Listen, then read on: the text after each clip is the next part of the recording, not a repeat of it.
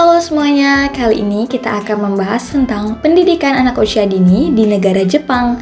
Kita akan membahas mulai dari sistem pendidikannya sampai kurikulum pendidikannya. Sejarah pendidikan anak usia dini di Jepang.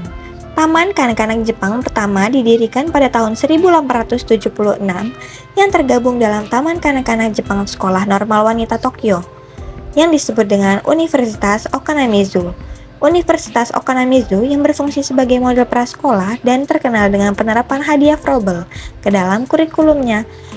Pada awal abad ke-20, jumlah taman kanak-kanak di Jepang meningkat.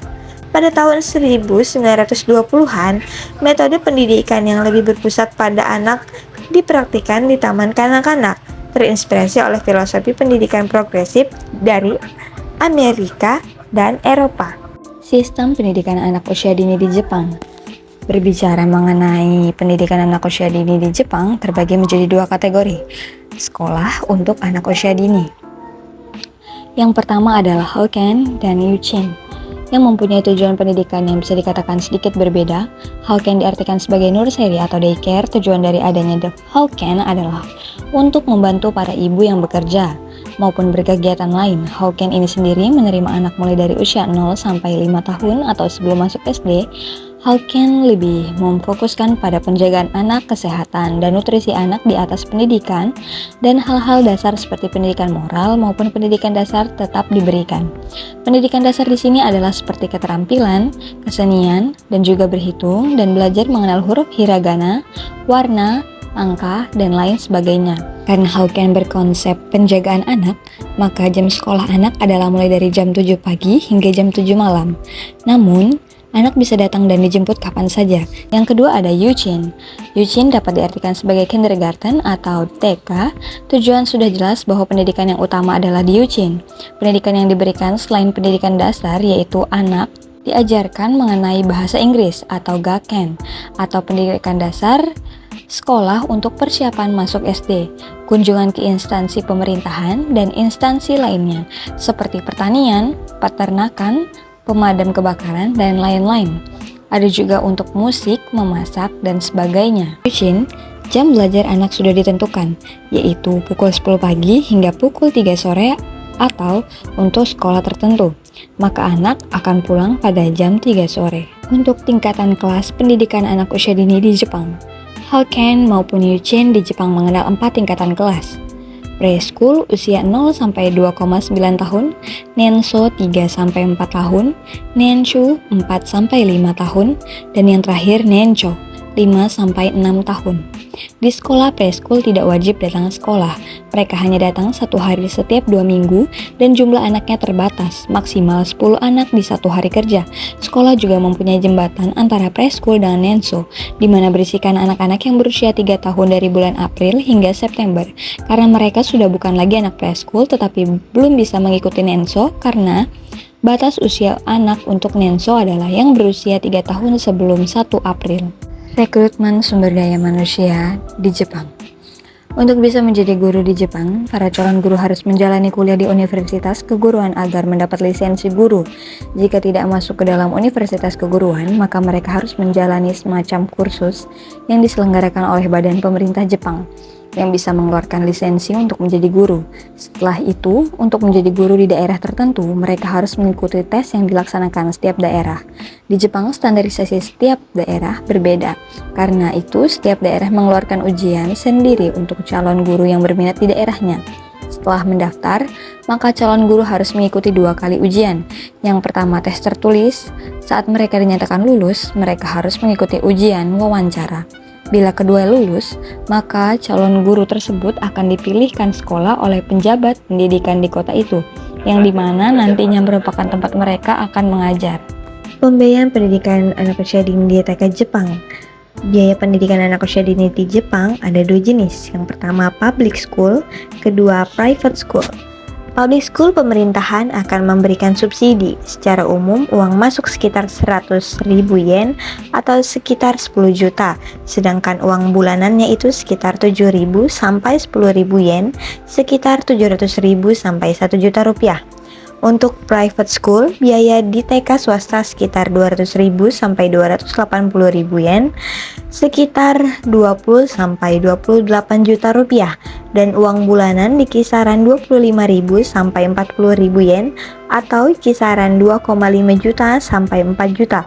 Bagi keluarga yang ekonominya kurang beruntung, mereka dapat meminta keringanan ke kantor kelurahan atau ward office, dan biasanya akan mendapat subsidi sebesar 200 sampai 300.000 yen per tahun, sekisaran 20 sampai 30 juta. Selain itu, setiap anak di Jepang berhak mendapatkan subsidi dari pemerintah, baik domisili asli Jepang maupun gaijin atau domisili luar Jepang, yakni usia 0 sampai 3 tahun sebesar 15.000 yen atau 1,5 juta per bulan, dan usia 3 tahun ke atas 10.000 yen atau 1 juta per bulan. Pengembangan kompetensi dan kualifikasi guru di Jepang. Pengembangan kompetensi guru di TK Jepang. Untuk mempersiapkan guru dengan kompetensi dan kualifikasi dasar yang sama, pemerintah Jepang telah mempersiapkan sistem penerimaan guru yang sistematis dan berlaku dalam waktu yang panjang, dan program pelatihan guru baru atau in-service training yang terus-menerus. Kompetensi guru diperbarui melalui program pembaruan sertifikasi guru yang berlangsung per 10 tahunan, dan proses komunikasi, konsultasi, dan pelaporan. Kualifikasi guru di Jepang. Menjadi guru TK diwajibkan memiliki lisensi tersendiri. Meskipun begitu, seseorang tidak diwajibkan harus tamat S1 terlebih dahulu untuk menjadi guru TK. Apabila syarat-syarat sudah dipenuhi dan mempunyai lisensi mengajar, maka langkah selanjutnya adalah melamar di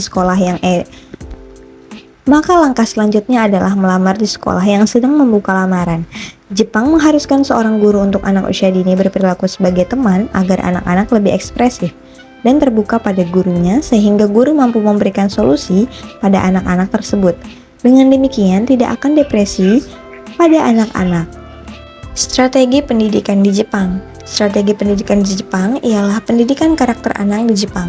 Pendidikan karakter di Jepang bertujuan untuk mengembangkan kepribadian secara penuh dengan berupaya keras membangun manusia yang sehat pikiran dan badan, mencintai kebenaran dan keadilan, menghormati individu, menghargai kerja, serta memiliki rasa tanggung jawab yang dalam dan semangat kemandirian sebagai pembangun negara dan masyarakat yang damai. Keberhasilan penerapan pendidikan karakter pada anak usia dini dan anak sekolah dasar akan menjadi fondasi pembentukan karakter yang diharapkan disesuaikan dengan tujuan pendidikan di Jepang. Dalam sistem pendidikan TK Jepang, tidak ada sistem hukuman ataupun hadiah. Hal ini dilakukan agar anak-anak tidak terjebak dalam kompetensi yang melahirkan kebencian satu sama lain. Kurikulum yang ditetapkan di TK Jepang. Panduan kurikulum taman kanak-kanak atau disebut dengan Yujin, disebut juga dengan Yujin Kyoi Kyoryo. Yang pertama ada kursus yang dilakukan berpusat pada pengembangan sosialisasi anak. Selama menempuh pendidikan, anak-anak akan dibimbing untuk bersosialisasi dengan guru, teman, dan orang lain. Sebab kemampuan sosialisasi yang baik akan membuat anak mudah beradaptasi di masyarakat. Pembelajaran ini bertujuan untuk mempersiapkan anak agar lebih siap berada di lingkungan yang lebih luas pada jenjang sekolah berikutnya. Yang kedua, membiarkan anak untuk mengembangkan keterampilannya sendiri. Peran sekolah begitu besar dalam menciptakan lingkungan yang mendukung untuk mengembangkan aktivitas yang disukai anak. Salah satunya terlihat jelas dengan dilengkapinya fasilitas permainan, alat-alat musik tradisional, kerajinan tangan, kelas tari, melukis, dan lain sebagainya. Dengan demikian, anak dapat memilih kegiatan yang paling disukai untuk mengembangkan keterampilannya sendiri dengan maksimal. Yang ketiga adalah memusatkan pendidikan pada perkembangan emosional anak. Selama masa pertumbuhan, bimbingan guru dan orang tua sangatlah diperlukan anak guna mengontrol emosi. Perkembangan emosional erat kaitannya dengan apa yang dipikirkan, dirasakan, serta diinginkan anak. Tanpa bimbingan orang terdekat, dikhawatirkan gejolak emosi akan berdampak hingga dewasa nanti, sehingga akan lebih mudah bila kontrol emosi ditanamkan sejak dini. Keempat, tidak terlalu mementingkan materi akademik. Taman kanak-kanak di Jepang lebih sering melakukan pembelajaran didasari dengan pengamatan langsung, sehingga wajar bila menemukan kunjungan polisi ke sekolah untuk mengajarkan cara menyeberang jalan dengan benar. Ucapkan terima